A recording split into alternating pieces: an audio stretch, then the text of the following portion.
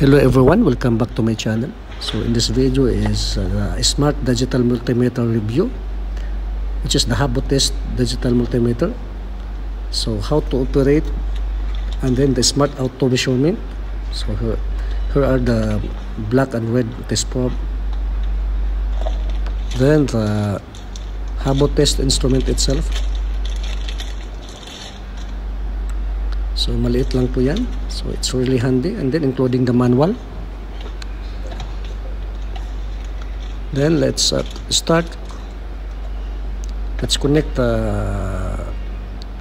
black and red test probe.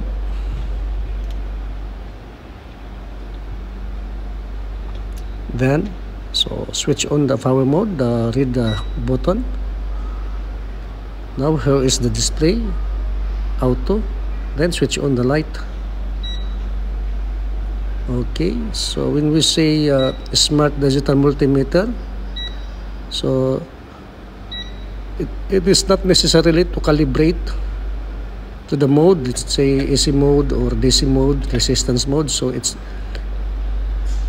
this is the smart auto measurement. So for AC voltage, DC voltage, resistance, and continuity.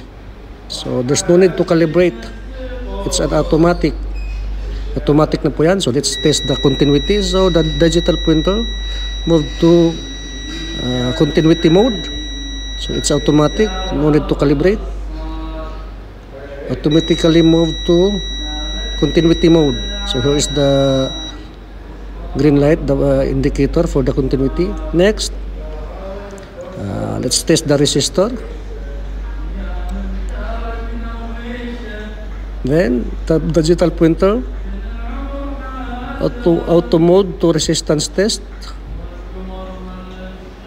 So it's a 390 ohms.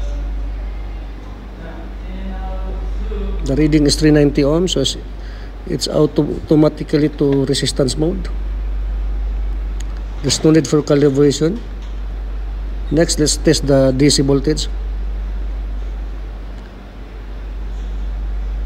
Then here is the reading. So the digital printer moved to DC mode, 1.345 volts DC. So there's no need for calibration, it's automatic. So naka-auto na po yan. Reading niya from voltage to resistance to continuity. Next, let's test the AC voltage. In AC measurement, the digital printer auto calibration to AC mode. So as you can see, the reading is 230.1 volts AC. So okay, thank you for watching.